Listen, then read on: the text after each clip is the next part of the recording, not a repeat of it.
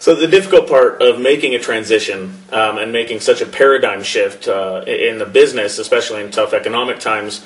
was to really relay it to the staff and to the people who had been here a long time that something needed to change, and to illustrate how. And what I found that we really had to do was to get with the staff, many of which had been doing the same thing for years, and from their perspective, been doing it very successfully, and in a way share with them the reasons for the change. To really get their buy-in and ownership was going to be the biggest challenge, and it has proven to be, to show them things as non-traditional as actually showing the books and showing why I've decided there's a need for change and why I need them on board to help effect that change. But what I found was the returns were tenfold as we'd share some of the pain that business owners feel when things aren't successful with the people that have the choice to make us successful or not, or to choose to work for us. I was worried that there'd be a lot of doom and gloom associated with it. A lot of employees saying, "Oh my goodness, I don't know if I want to be with this company because as I look at this, it's kind of scary." But at the same time, the returns are, if they share that with the owner a little bit in the ownership roles, at the same time they share the excitement when things start going well, and it turns into this huge synergistic effect of rolling along and them seeing how their contribution is not making an owner of the business rich, but making the business successful, which in the long term, as long as it's relayed to them and you follow up on it, will help make them financially successful when they take the ownership of their job and how they contribute to the company's success, and they see that it will ultimately lead to their success not only in life but financially and in experience. It turns into this great teamwork effect, and the biggest change I've seen is the lack of departmentalization, as it were. There were very clear-cut departments in most companies I've worked for, and even here when I started. An example is when I was just in charge of being a project manager on the services side, I'd have somebody tell me the sales numbers for a day,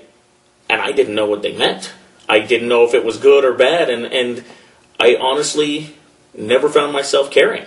I owned my little job, which I think a lot of us do, and I owned my little department, and could do a very good job with it as much as I could, but I would never get excited to hear the numbers. And now that I've stepped into a role of running the whole thing, obviously that's kind of where my excitement starts with, is what are the numbers for the day, for the week, for the month. And by sharing those with everybody, as we sit down to weekly meetings of the whole staff, to have them know what that means, to have them know if that means we need to do something different or something big, some big change could be coming, or to say, wow, everybody's doing a great job. There are no departments anymore, which is great. Everybody has their primary job functions, but everybody steps in and helps out, and you get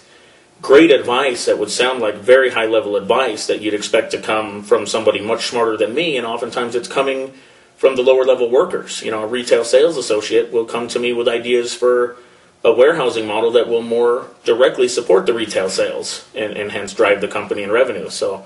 that's been, it was a challenge to begin with, and something that I kind of dreaded is trying to go to everybody and figure out how much information to share, but it's turned us into a really tight-knit team. And we have lost some people along the way. There have been a lot of changes to the business. 2 years ago, we were, I believe, right at 30 employees, and we're down to 13. So part of that is people do have to step up and help out in other roles, but we're proud to say that of the number of people that have left, a small handful, which is to say 3 or 4, were strictly budgetary moves. People that you hated to let go, but either had become redundant or you just couldn't afford anymore. The rest of the people were those that decided to not be part of this team, of this small business, and go and find something they were a little more comfortable with. As we've lost so many people, we haven't seen a directly proportionate reduction in our output. We're way more efficient, we're leaner, we're stronger, and we can get the same work done that used to take weeks with 30 employees. We can do it in a few days with few employees because they see the importance of getting it done and they see the impact it has. So it's been very tough, and we're not at the end yet, but it's very exciting to have this tight-knit group of what I determine now is to be a foundation as we go back into growing mode and become, again, as successful as we were in the past revenue-wise. We have this great foundation to build on, and these people, if they've made it through the last 2 years, I anticipate will make it through the next 10 and 15 and really have in their mind what it is to be part of the team and to make the business successful, because they'll remember when they were working 55 hours a week but only being asked to be paid for 40, and they'll remember what it was like when the salespeople were in a warehouse loading out furniture because it's all we had, and they'll know what it's like when times are tight and be able to maintain that efficiency and that budgetary mind